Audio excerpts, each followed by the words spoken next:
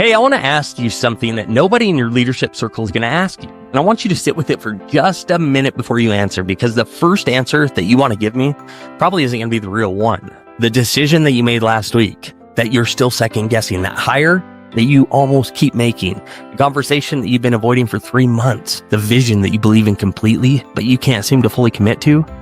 Do you want to know what it is that's actually driving that hesitation? Because I want to suggest to you today, it's not a strategy problem. It's not a capacity problem. It's not even a faith problem. It is a wound problem. And the wound that you've been carrying in every room, into every meeting, into every season of leadership that you've ever stepped into, it's got a name. But until you name it, it's going to keep naming you. Welcome to Healed to Lead. My name's JJ Shaver, and if this is your first time joining me, I want to take just a moment to let you know what this series is and why we're building it together, because today we are beginning something that I believe is going to be one of the most important conversations that most leaders ever have had. Healed to Lead, what it is a 6-episode series built on a single conviction that the wounds that we haven't named are creating the ceiling that we cannot explain. Not the ceiling that comes from a lack of strategy, not the ceiling that comes from a lack of skill or even a lack of hard work, but the invisible, that ceiling we can't see, that keeps appearing exactly when we're closest to breaking through. The one that seems to have no logical explanation, but it keeps showing up with remarkable consistency in every single new season of our leadership we step into. We are going to name that ceiling together over the next 6 episodes. Then we're going to trace it back to its root and rebuild from a place of wholeness rather than a place of wound. So today is episode number 1, and we are starting at the foundation, because before we can talk about shame or grief or buried anger or forgiveness, we have to establish the thing that almost every leadership conversation, not only in the church, but in the marketplace, skips entirely. Every leader has a wound. Most just don't know it's running them. I want to tell you about a version of myself that I'm not very proud of. Not because it's really embarrassing, but because it's exactly what we're going to talk about today. And pretending that it didn't happen, you want to know what that would do? It would make me a very poor guide for this conversation we're going to have. So my father, he was diagnosed with stage 4 lung cancer in the fall of my senior year of college. I was 21 years old. He was gone 5 weeks later, 5 weeks. And I want you to sit with that number for just a moment. Because if you've ever experienced a loss that moves fast like that, it is difficult to describe what it does to you. It's enough time to watch someone you love leave in stages, but it's definitely not enough time to understand what is really happening. It's not enough time to prepare, and it certainly isn't enough time to grieve in the way that grief actually needs to move through someone in order to be finished. So I did what a lot of us leaders do with pain that has no clean resolution. I got busy. I got very busy. I built things. I pushed forward. I set goals. I hit them. I set more, because momentum felt like healing, and staying still felt like drowning. And for a long time, longer than I'm even comfortable admitting, I thought that was strength. I thought the fact that I hadn't stopped meant that I was handling it well, that I was the kind of person who could absorb a loss like that and just keep going. And I genuinely believed that the distance I maintained from that wound was evidence of my resilience. But what I didn't understand then, and what took me years of hard, slow, quiet work to really begin to understand, is that I was not leading around that wound.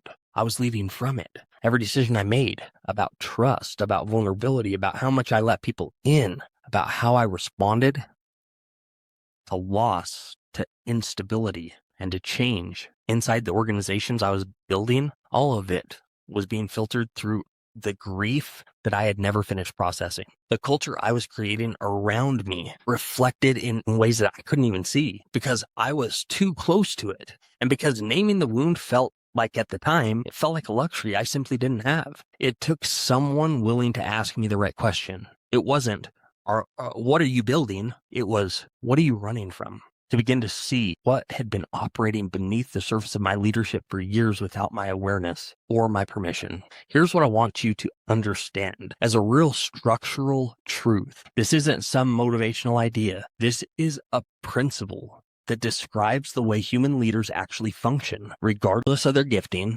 regardless of their title, regardless of their theology. Wounded leaders do not lead poorly because they lack skill or intelligence or even faith. They lead from a place of protection rather than a place of purpose. And the difference between those two stances shapes everything about the culture they build around them. A leader who is operating from an unprocessed wound, they make decisions designed unconsciously, automatically, reflexively to prevent the reoccurrence of that pain that they experienced and they never resolved. They hire in ways that protect them from betrayal. They communicate in ways that protect them from rejection. They cast vision in ways that protect them from grief of another significant loss. Okay, they avoid the conversations that would expose the vulnerability that they have spent years building a life around protecting. And none of those decisions look like fear from the outside. They look like strategy. They look like discernment. They look like strong, decisive, principled leadership. And that is what makes them so incredibly difficult to not only name, but it makes them extraordinarily costly to keep carrying. The wound doesn't announce itself. It just shapes the frame in which we see every room that we walk into, every person who reports to us, every risk that sits in front of you by asking to be taken. And until that you're willing to name it, to sit long enough to say, this is where it happened. This is what I learned from it, and it's not actually true. And this is how it has been operating inside of my leadership without my knowledge or consent. It's going to keep running you, and it'll do it quietly, but it'll do it consistently. And it's going to do it at every ceiling that you can't explain. Brain science, it has a very precise name for what's happening in the body and our mind when we're operating from this unprocessed wound.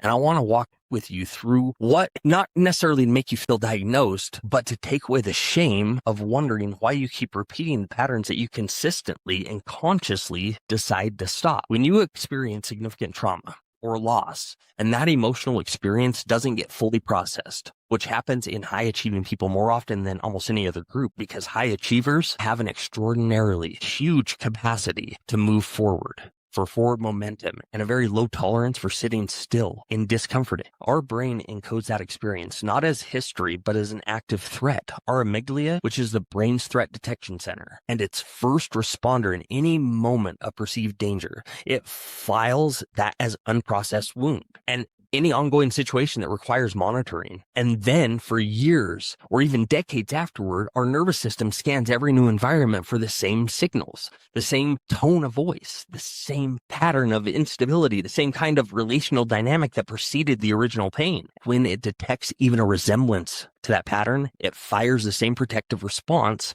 that it fired the first time. And it does it long before our prefrontal cortex, the seat of rational thought and executive function, has any opportunity to weigh in. What that means practically, what it means for your leadership in the room that you're going to walk into tomorrow is this. You are not making leadership decisions from a calm, clear, strategic mind that you think you're using. You're making them from a nervous system that's still actively trying to protect you from something that's already happened a long time ago, maybe. And the brilliant capacity, right? Being capable, faith-filled leaders that we are functioning with significantly less prefrontal cortex capacity than we think, because a meaningful portion of our cognitive resources are quietly occupied with keeping our wound from being touched again. It's not a character flaw. It is not even a spiritual problem. It's a neurological reality, and it changes measurably and demonstrably the moment that you begin to do the work of naming and processing what you have been carrying. All right, the Apostle Paul, he writes in 2 Corinthians chapter 12, verse 9, and I want you to hear this, not as a comfort verse you already know, not as a piece of inspirational content to screenshot or post, but the most precise theological diagnosis of a leadership condition that we've been describing in this entire conversation. God says to him, my grace is sufficient to you, for my power is made perfect in weakness, not in the absence of weakness, not after the weakness is resolved, not after it's cleaned up, not after it's presented to the world in a way that makes for a compelling testimony, in the weakness, in the wound, in the exact place that you've been running from, that you've been building around, and that you've been strategizing your way out of for years. The power of God, according to this text, does not bypass your wound on its way to your leadership. It moves through it, which means the most counterproductive thing a leader can do